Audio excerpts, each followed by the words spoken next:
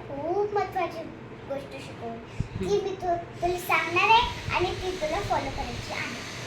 Okay, सांग काय शिकवलं.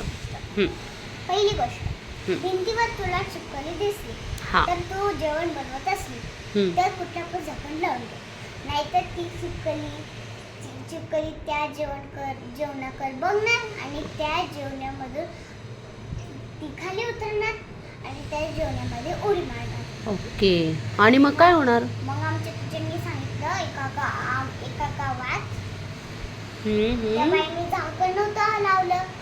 मग ते घरी प्रोग्राम होता. ओके. मग ती चिपकली तर मेली होती. मग त्यांना ती काढली आणि सगळ्यांना वाटल्या. मग सगळे लोक